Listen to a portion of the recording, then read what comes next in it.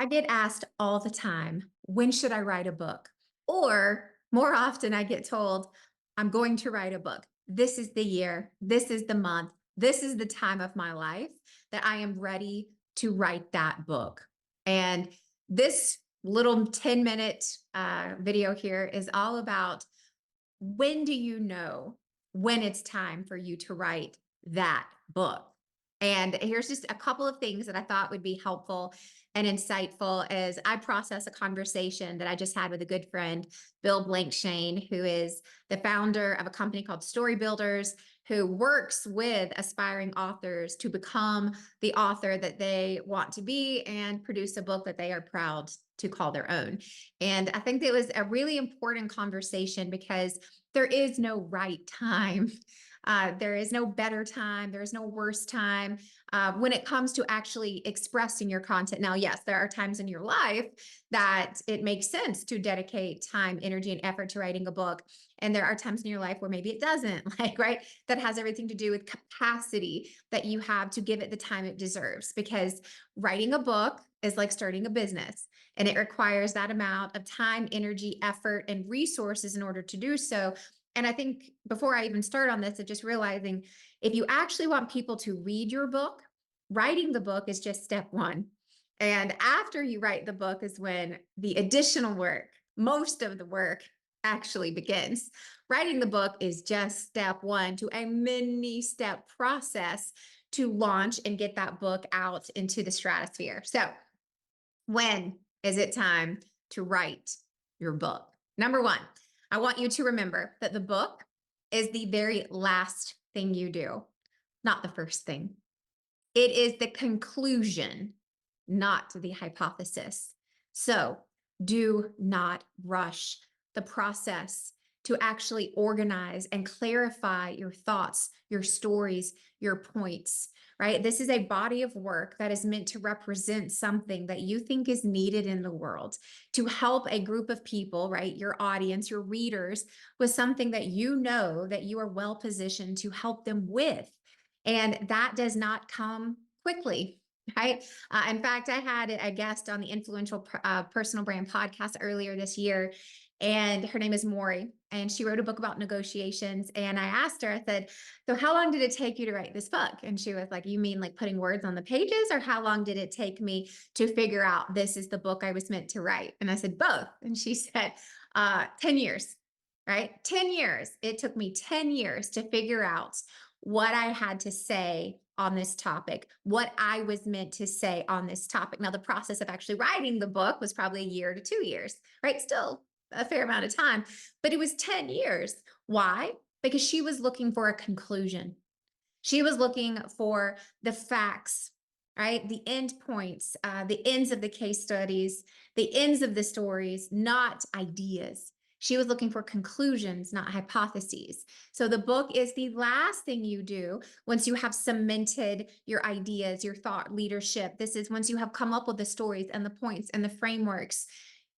This is the last thing, not the first thing. So don't rush the process. There are plenty of ways to get content out into the world. You can blog, you can create video content, you can podcast, you can host a podcast, you can guest on podcasts, you can do Medium, you can put LinkedIn posts. Like the list goes on and on and on. There are many ways for you to be testing and piloting your content before you go through the painstakingly expensive and time-consuming process of writing a book.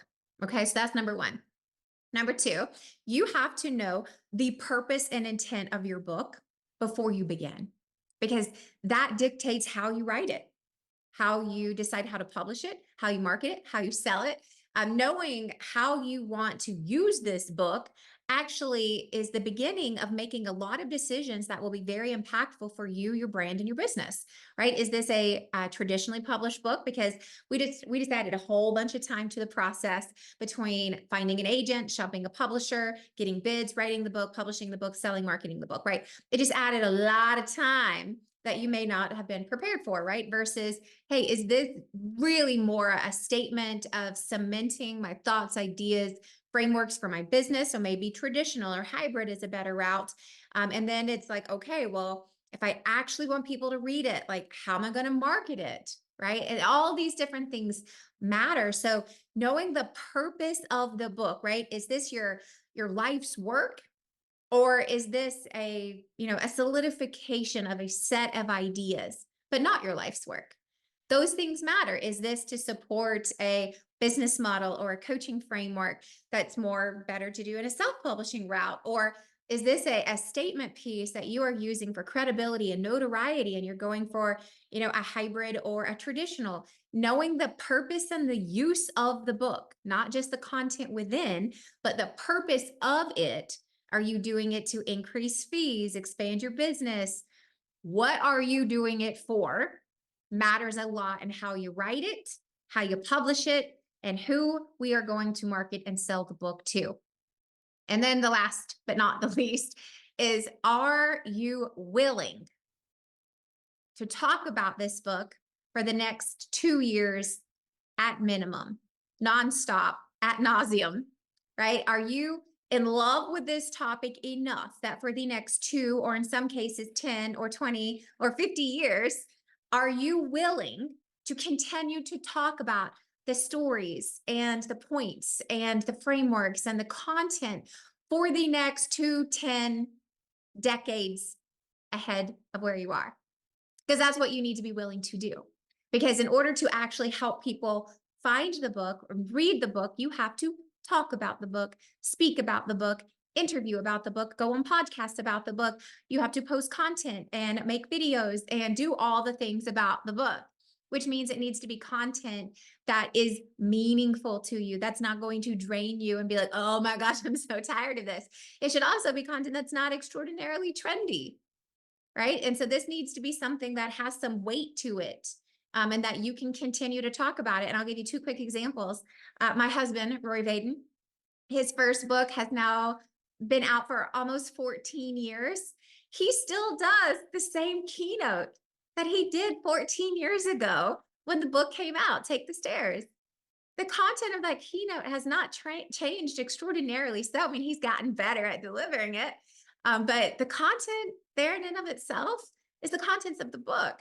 And he still loves giving that keynote and telling those stories. In fact, he just released a Take the Stairs kids book called Be the Buffalo, because it still resonates and it's still meaningful and it's still important. This was a piece of his life's work. And it doesn't matter that he printed that book, published it 14 years ago. It's still as relevant today as it was then, if not even more so in our lives. And we find it so relevant. It's like we want our kids to learn this. So we published Be the Buffalo, which is a kid's book. 14 years later, he is still doing the same talks, telling the same stories, sharing the same points on a piece of work that was done 14 years ago. So can you do that with this work? That's how you know when you're ready, right? And the second example I was going to give you was my husband's second book, Procrastinate on Purpose, which has now been out 10 years almost, or even more so, maybe 11 years. And it's the same. It's like he still gets comments on different frameworks in the book, and the TED Talk is growing, even though it's now been out for 10 years plus. And it's like he still gets booked to speak for that. He still loves talking about it. Why? Because it's evergreen content. It's life content. It's not going away. It's leadership. It's productivity. It's time management. It's business. And he will be talking about these topics for the rest of his life. I guarantee you. The fact that we're now producing new versions of those works is just proof that over the course of time, it was started as a book, and then it was a keynote, and now we have courses, and there's kids' books now. Like, it is content that continues to grow. Why? Because it is a part of who he is. And that is what you need to be considering when you go, am I ready to write this book? It should be work that you are still proud of and excited to talk about 10, 14 years later, and that you're still adding to and adjusting and building things around because it's evergreen. That's how you know when you're ready to write the book. It's the last thing you do. It's not the first thing. It's the conclusion, not the hypothesis. You know the purpose and intent, the use of the book, and you're going to be willing to continue to talk about it for years and years to come. That's how you know. So, are you ready to write that book?